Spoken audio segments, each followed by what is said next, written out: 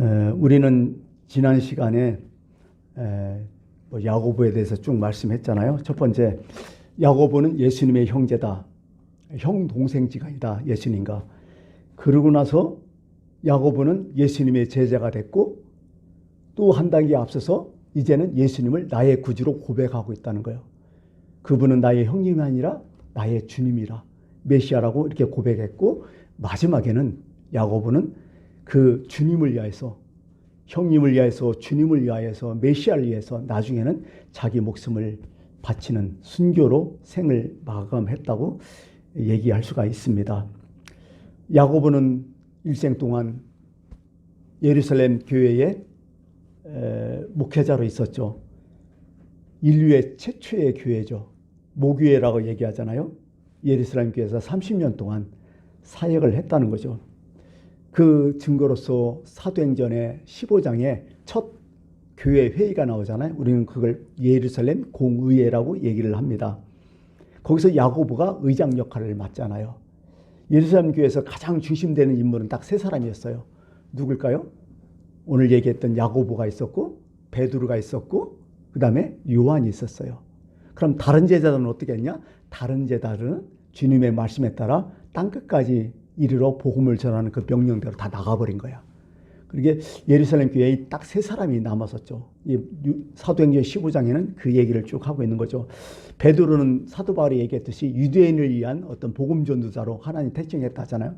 나는 이방인을 위한 전도자를 택정했다고. 그런 것처럼 베드로는 유대인들을 위한 어떤 사역자로 택정하셨기 때문에 예루살렘 주변 아니면 유대 주변, 그 주변으로 이제 다니면서 복음을 증거했었고, 요한은 왜 못 나갔냐? 예수님이 말씀했잖아요. 십자가상에서 이분이 네 어머니다. 그러니까 예수님이 돌아가시면서 요한한테 부탁을 했잖아요. 어머니처럼 끝까지 모시라고. 참 그런 거 보면 예수님 마음 참 따뜻한 분이죠. 그래서 요한은 딴 데 못 나갔어요. 마리아가 늙어 죽을 때까지 끝끝내 요한은 마리아를 보살피면서 그는 살았다는 거죠. 마리아도 몇 살까지 살았느냐? 성경에 없지만은 전성에 내려오고 여러 가지 이제 역사에서 보면 마리아도 90세까지 살았대요. 오래 살았죠. 요한도 90세까지 거의 살고, 이 두 분 다 오래 사셨죠. 하여간 그렇기 때문에 이 세 사람이 예루살렘 어떤 교회의 세 사람이었는데, 그 중에서 야고보가 아무래도 담임 목사 역할을 하니까 아무래도 의장 역할을 하면서 여러 가지 이제 공동체의 문제들, 결정들을 아마 했다, 이렇게 또 기록이 되고 있습니다. 근데요, 야고보도 그렇지만은 그 당시에 모든 제자들은요, 내가 이 교회를 만들어야겠어요. 그 내 교회다, 안쳐가야 된다, 그런 생각 전혀 갖고 있지 않았어요. 야고보도 예루살렘 교회가 있으니까 나 여기서 죽을 때까지 목회할 거야, 그런 마음이 전혀 없었다는 거죠. 다만 이 교회가 있기 때문에, 이 모교회가 있기 때문에 이 기회를 통해서 세계 선교를 하겠다, 이런 마음을 야고보도 갖고 있었던 거죠. 여러분, 성경에 알다시피 예루살렘 교회에서 안디옥 교회로 바나바와 바울을 파송하는 일이 있었잖아요. 그런 식이었죠. 이 당시에 역사를 보면요, 물론 300년대 정도 되겠죠. 좀 지난 시간. 5대 교회, 4대 교회가 있어요. 첫 번째 교회가 예루살렘 교회고, 두 번째 교회가 안디옥 교회고, 세 번째 교회 어디 있을까요? 애굽에 있어요. 이집트의 알렉산드리아 교회. 이게 세 개고, 그 다음에 나중에 어떻게 해요? 서방으로 가서 사도 바울이 했던 거기 로마 교회가 있었잖아요. 로마 교회가 있었고, 또 로마 교회에서 동서로 나눠지는 바람에 동남북교회, 서남북교회, 그게 5개의 교회가 가장 큰 교회였어요. 물론 300년대 그 정도 되죠. 근데 최초에 예루살렘 교회가 있었고, 그 다음에 안디옥 교회가 있었고, 알렉산드리아 교회가 있었고, 그 다음에 로마 교회가 있었고, 이런 식으로 이제 교회가 자꾸 번져 나갔던 거죠. 하여간 야고보도요, 선교에 대한 꿈이 있어가지고 이렇게 예루살렘 교회가 있었지만 늘 선교에 열정이 있었다는 거, 이렇게 보시면 되겠습니다. 그 다음에 1절 보니까 12지파에게 문안하노라 얘기했잖아요. 이게 12지파, 그 당시에는 복음을 어떤 중심으로 전했을까요? 간단해요. 먼저 유대인들에게 전했어요. 왜? 이 사람들 누구야? 대부분 12제자들이 헬라 말 쓸까요? 아니면 이스라엘 말 쓸까요? 히브리 말 쓰잖아. 그런 게 어쩔 수 없이 흩어진 유대인들에 가고 복음을 전하는 거야. 말이 통해야 되잖아요. 그 당시에 뭐 세계 공유인 것처럼 헬라어를 하니까 사도 바울은 헬라어 또 히브리어 두 가지 다 하니까 뭐 사도 바울은 아주 자연스럽죠. 헬라어 그 지역에서. 그렇게 사도 바울은 멀리까지 갈 수 있었던 거죠. 그런데 그 당시에 모든 제자들 주님의 어떤 따르는 어떤 사도들은 다 어때요? 히브리어 쓰잖아요. 그러니까 대부분 유대인들이 모여있는 회당 가서 복음을 전할 수밖에 없었죠. 그러니까 어떻게 보면 12지파에게 문안하라. 그런 뜻은 뭐냐면 이스라엘 공동체. 이스라엘은 그렇잖아요. 뭐 하여간 그들만의 시나고그에서 회당을 만들었잖아. 항상 가면. 그것부터 시작하는 거야. 그래서 복음을 전하게 되는 거죠. 그런 의미로서 이것을 받아들여야 된다. 이렇게 얘기를 할 수 있죠. 참 사람마다 인류마다 인종마다 특징이 있는 것 같아요. 역사를 보면요. 우리도 세계 곳곳에 안 사는 나라가 없잖아요. 우리나라 사람들 참 지독한 사람들이요. 그죠? 어떤 뭐 이름도 듣지 못한 나라에 있으면 거기 한국 사람 거기 있잖아. 가면. 그런 것처럼 한국 사람도 진짜 세계 곳곳에 이렇게 살고 있는데 한번 따져봤어요. 우리 한국 사람이 제일 많이 가서 사는 나라가 어딜까요? 미국이에요. 그 다음에 어딜까요? 그 다음에 중국이고 세 번째가 일본이고 네 번째가 캐나다고 네 번째가 어디인 줄 아세요? 우즈베키스탄이에요. 다섯 번째 어디예요? 러시아야. 깜짝깜짝 놀랐어요. 야, 동유럽 그쪽으로 많다 하는 생각 들었어요. 하여간 우리나라 사람 참 많이야. 근데 중국 사람이 가면 거기에 뭐가 생긴대요? 반드시 가는 음식점이 생긴대요. 중국 음식점들. 근데 일본 사람이 가면 뭐가 생긴대요? 가게가 꼭 생긴대요. 일본 사람들. 한국 사람들은 뭐가 생긴다 가죠? 외국에 가면 분명히 교회가 생긴대. 지금도 그렇대요. 그래서 외국 나가면 교회가 어떤 그 이민자들의 어떤 뭐 서류라든지 뭐 여러 가지 어려움을 오히려 대사관보다도 이민교회가 큰 역할을 지금도 하고 있다는 거죠. 사실 우리나라 대사관 별로잖아요. 늘 뉴스에 보듯이. 그렇죠? 근데 오히려 교회가 엄청나게 큰 역할을 한다는 거죠. 유대인들도 딱 가면 뭐부터 만들어요? 회당부터 만들잖아요. 똑같아. 우리 한국 사람들 교회부터 딱 만든다는 그런 의미죠. 하여간 그런 식으로 해서 이제 야고보도 12지파에 문안하노라 그런 뜻이 뭐냐면 유대인들의 어떤 회당 거기서 이제 공동체가 자꾸 형성되니까 그런 뜻으로 이렇게 말씀을 전했지 않을까 이렇게 생각해요. 여러분 알다시피 야고보서는 공동서신이라고 해야죠. 개인 서신이 아니죠. 그래서 누가 이게 편지를 보내면 모든 사람이 모든 게 12지파 모든 교회가 다 둘러보는 거야. 계속 이걸. 모든 교회 익히니까 어떻게 보면 신앙의 지침서와 같은 거죠. 이런 식으로 신앙을 가져야 된다. 뭐 이런 거죠. 그러니까 어떻게 보면 야고보도 그런 마음으로 썼을 것 같아요. 어떤 기준이 있어야 할 거 아니야, 신앙에. 무조건 뭐 믿습니다 할 수 없잖아요. 어떤 방법, 어떤 범주, 아니면 어떤 카테고리, 그간에서 이제 신앙을 정확히 알려줘야 되니까 야고보가 그래서 글을 쓰게 된 거죠. 그게 어떻게 보면 이 한 절 한 절이 매우 귀중하다고 볼 수 있는 거죠. 제가 이렇게 그냥 강의를 하는 것도 그런 의미에서 한 절 한 절을 좀 음미해 보면서 좀 생각을 해보려고 하는 것입니다. 아마 야고보 본인은 나중에 이것이 성경이 되려고 꿈도 못 꿨을 것 같아요. 다만 야고보 스스로도 성도들이 이렇게 신앙생활하면 안 되겠구나. 또 목회를 하면서 이런 식으로 신앙생활 문제가 되겠구나. 신앙생활을 이렇게 해야겠구나 하면서 차곡차곡 아마 정리했을 것 같아요. 엑기스로만. 그래갖고 본인이 정말 힘을 기려서 열심히 썼을 것 같아요. 근데 어떻게 해요? 나중에 이게 성경이 됐다면 야고보도 까무러칠 것 같아요. 이게 성경이 되다니. 당시 모든 성경의 저자들이 당시 글을 쓸 때 어떤 마음을 쓸까요? 속에 그런 마음이 있을 것 같아요. 이 글을 쓰고 싶다. 이 글은 반드시 써야 된다. 뭔가 알려줘야 된다. 뭔가 기록해야 된다. 그런 마음을 다 썼을 것 같아요. 그런 것을 우리는 이 성경에서 뭘로 얘기하면 그것을 말하면 하나님이 주신 감동, 영감이라고 자꾸 얘기를 해요. 본인은 모르겠죠. 그거. 근데 뭔가 속에서 끌어오르는 뭔가 열정이 있었겠죠. 써야 된다는 강박감정이 또 있었겠죠. 그러고 썼던 거야. 이 디모데후서 3장 16절에 이런 말씀 있잖아요. 모든 성경은 하나님의 감동으로 된 것으로. 이게 모든 성경은 여기서 어떤 성경을 얘기하는 거죠? 구약이야, 신약이야. 신약에서 나오는 모든 성경 얘기는 무조건 다 구약이죠. 왜? 이때는 어떻게? 신약 성경이 나오지 않았으니까. 한참 후에 나왔으니까. 이때는 모든 성경, 이게 모든 구약 성경은 하나님의 감동으로 다 됐다는 거예요. 자, 보세요. 우리 구약 성경을 쭉 읽지만은요, 사실은 제일 많은 분야가 뭐예요? 이스라엘 역사책이야. 따져보면 창세기부터 쭉 하면 역사로 다 껴지잖아. 이스라엘 역사를 다 기록하는 것 같잖아요. 그래서 어떤 사람들은 왜 이스라엘 역사가 성경이 되냐는 거예요. 근데 성경은 그렇게 얘기하잖아요. 이스라엘 역사에서 하나님의 구원이 보인다는 거예요. 하나님의 섭리가 보이고 하나님의 뜻이 있다는 거예요. 역사를 공부할 때. 우리도 역사 공부하는 게 그 뜻 아니겠어요? 구약의 필요성을 성경이 성경으로 인정해 주는 거죠. 이런 말씀이 있죠. 디모데후서 3장 15절에도 어려서부터 성경을 알았나니, 구약 성경을 알았다는 거죠. 성경은, 구약 성경은 능히 너로 하여금 그리스도 예수 안에 있는 믿음으로 말미암아 구원에 이르는 지혜가 있게 하느니라. 구약 성경에도 뭐예요? 구원이 있다는 거예요. 구원에 이르는 지혜가 있다는 거예요.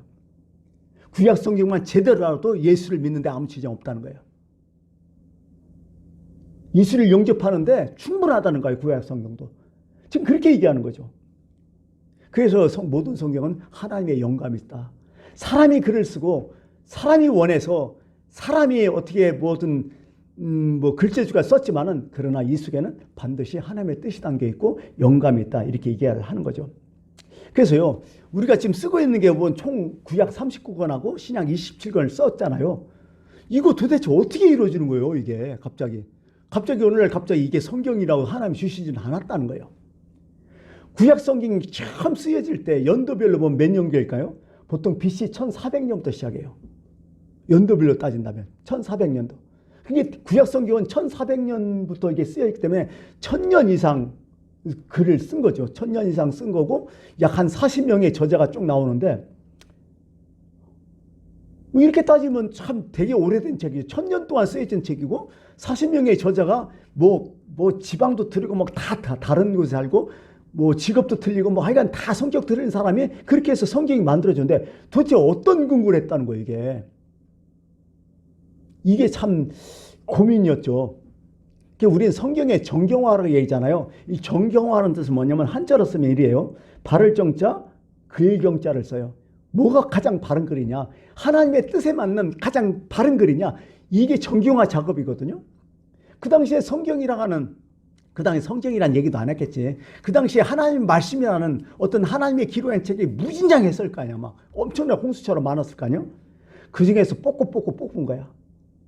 첫 번째 구약이 정경화를 공식적으로 발표한 게 언제냐면 AD 서기 90년경이죠. 얌리아라는 그런 곳에서 최초의 성경 39권을 정경으로 인정하자, 이런 회의가 딱 끝나요. 누가 했을까 이게? 유대인들이 해버렸어요. 여러분 알다시피 AD 70년에 예루살렘이 완전 초토화되고 성전도 다 끝나고 예루살렘 성도 다 하고 로마에서 어떻게 해요? 유대인들 다 밖으로 나가라 해갖고 다 터졌어, 그때 유대인들이 세계 각국으로. 근데 제일 많이 갔던 곳이 어디야? 사실은 알렉산드리아죠. 왜냐하면 유대 예루살렘에서 가장 가까운 지역, 이게 바로 경계선이죠. 어떻게 보면 유대 지역하고 이집트하고 경계선, 그게 알렉산드리아 지역 해변가니까, 지중해 해변가니까. 근데 그 당시에 뭐 예루살렘 중심으로 다 나가라 했으니까 그 주변에는 살았겠죠. 근데 거기서 얌리아가 어디냐면 지금의 야브네라는데, 지금 여러분 알다시피 가자지구를 얘기하는 거야. 거기에서 모여갖고 유대인들끼리, 특히 유대교에서 바리새파 사람들이 모여서 우리 성경을 39권으로 구약 성경을 인정하자. 이걸만 성경으로 인정하자. 그래서 지금까지 결정된 거야. 지금 유대인들은 39권만 구약 성경으로 쓰고 있어. 신약은 안 쓰니까.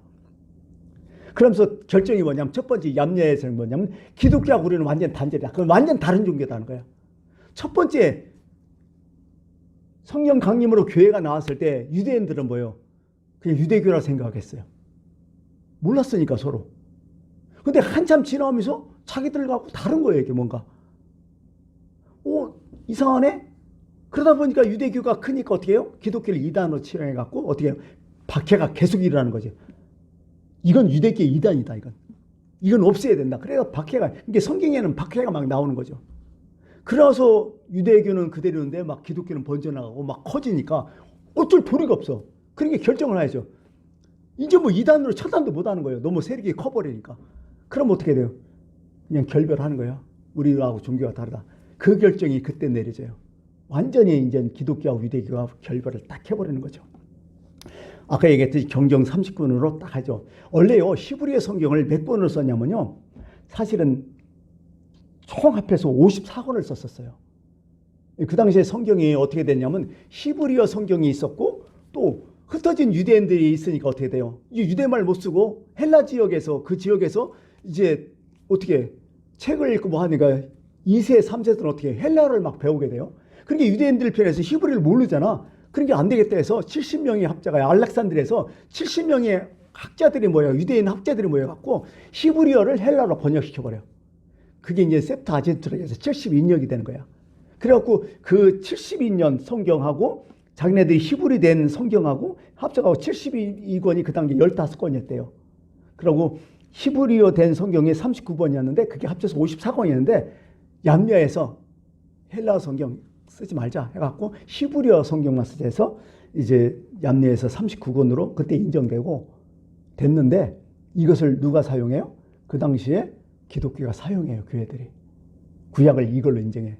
왜냐하면 유대인 학자가 그 사람들의 지식도 많고 학식이 높으니까 뭐 그분들도 뭐 어떻게 할 수 없으니까 39권으로 계속 인정을 해왔던 거죠. 예.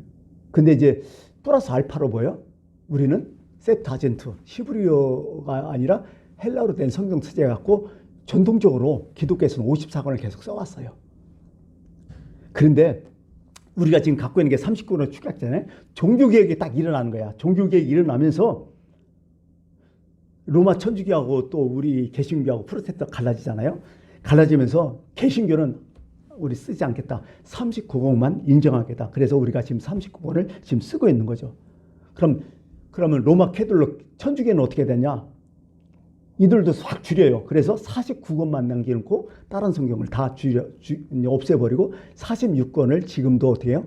로마 캐톨릭은 46권을 구약으로 지금 사용하고 있는 거죠. 이것을 개신교에서 뭐라고 해요? 외경, 위경 뭐 이런 얘기하죠. 제2경전. 천주교도 그렇게 얘기해요. 39경의 몇 권은 위경으로 쓰고 있다는 거죠. 이게 구약의 역사예요, 지금. 그러고 이게 하루아침에 된 게 아니야. 얌야데이 뭐 해서 했는데요.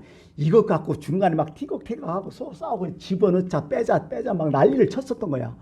그러고 갱신이 이렇게 해서 지금 39경이 돼버린 거야. 신약은 어떻게 정정됐냐? 예수님께서 이제 승천하셨잖아요. 그러고 20년 뒤에 제자들 아직 살아있고 제자의 제자들 살아있고 예수님의 또 행적을 본 사람도 살아있으니까 기록이 안 되는 거야. 살아있는데 그 사람 말인데 뭐더라 기록을 해? 그 다음에 또 한 가지 어떤 문제가 있어서 예수님 곧 오신다는 예수님 종말 사상이 있었잖아요. 종말론. 그러니까 사람들이 예수님 곧 오시는데 무슨 귤을 남겨 뭐 예수님 오시면 끝인데. 그러니까 처음에는 기록을 할 생각이 안 했어요. 근데 문제는 뭐냐면 20년이 지난 다음에 계속 시간이 흘면서 예수님 제자들 다 순교하시고 또 제자의 제자들도 다 죽어버리고 예수님에 대한 어떤 행적을 본 사람도 다 죽어버리고 또 종말이 자꾸 지연되고 그러다 보니까 아무것도 없는 거야. 안 되겠다. 뭔가 우리 이거 글을 써놔야 된다. 그래서 사람들이 어떻게 붓을 많이 썼다는 거야. 누가복음 나는 붓을 든 사람이 많았다고 해요. 그러니까 단편으로 사람들이 예수님이 이런 말씀하셨다. 예수님이 이런 기록을 남기셨다. 아니면 예수님이 이런 기적을 일으켰다. 예수님이 이런 사건이 있었다. 막 그것을 막 엄청나게 단편들이 많았던 거야. 이거 다 어떻게 해? 근데 그 중에서는 가라도 있고 과장도 있고 막 여러 가지 많으니까. 그러다가 막 많은 거 있었는데 그 중에서 진짜를 또 골라야 될 거 아니야. 이 정경화 작업이 진짜를 골라낸 작업이거든요. 근데 또 문제가 뭐 탁 터졌냐면 그 당시에 이단이 막 생겨나는 거야. 어떤 이단?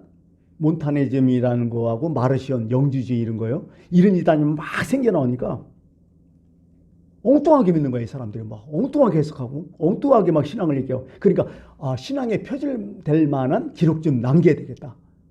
그래가지고 사람들이 또 기록을 남기는 거야. 예수 믿는 건 이렇게 믿어야 된다고.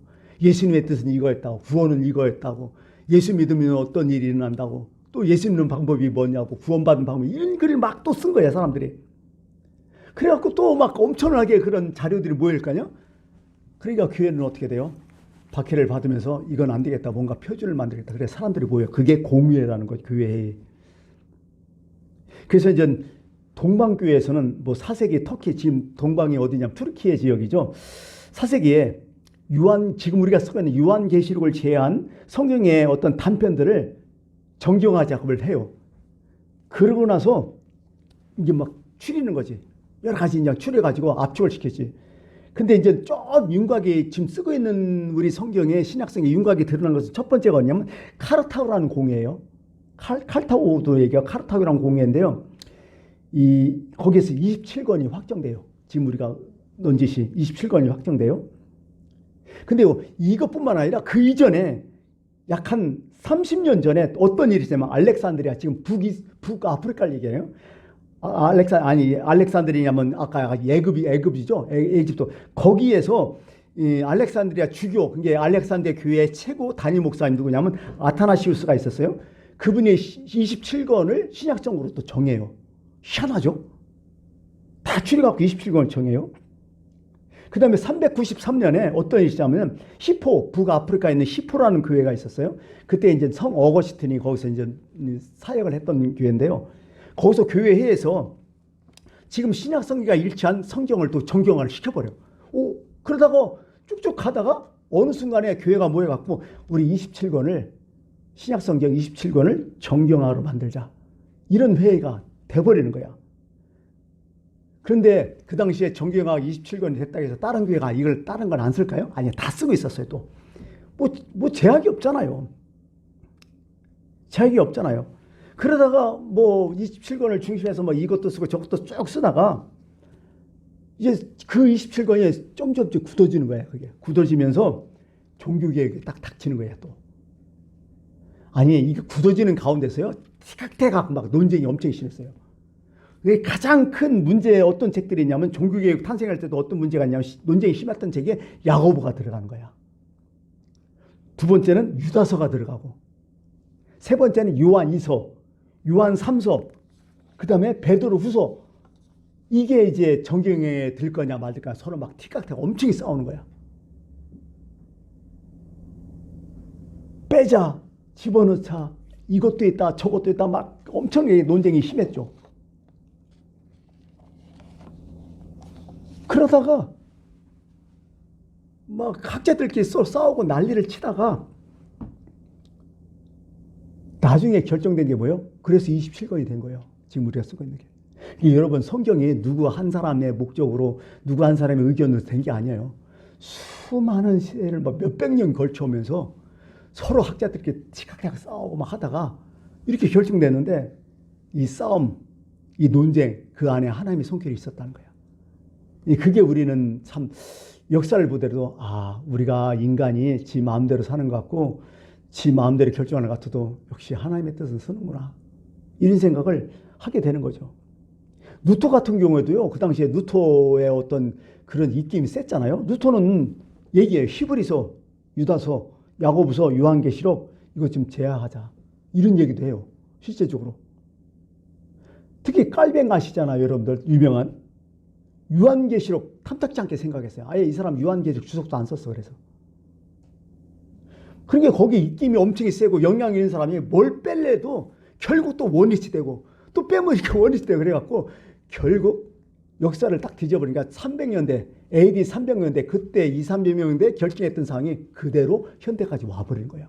그리고 이것이 한 어떤 지역에서만 나온 게 아니라 이쪽 지역 저쪽 지역 아까 얘기했잖아요. 5대 교회 뭐 이렇게 큰 교회들, 그 지역에서 그게 이제 만들어지면서 티격태격 하다가 퍼졌다가 원이 퍼졌다가 해서 현대 27권이 됐다는 거죠. 그래서 우리가 쓰고 있는 구약 39권, 신약 27권이 그래서 계속 성경으로 우리한테 왔다는 거죠. 사람이 마음대로 자기 길을 계획할지라도 그 걸음을 인도하시는 분은 하나님이랑 그게 맞는 얘기예요. 역사를 보면.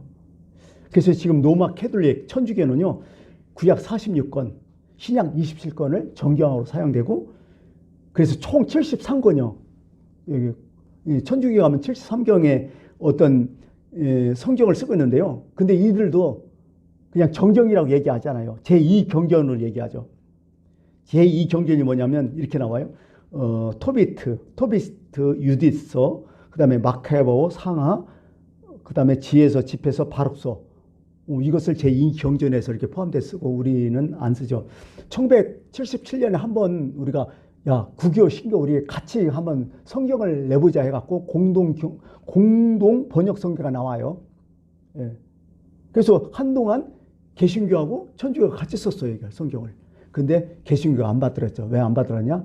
거기에 하나님이로 나오는 게 하느님이로 나오고 또 약간 또 뭐 외경도 이렇게 또 나오니까 우리는 못하겠다. 그래갖고 지금은 각자 이제 하고 있는 거죠.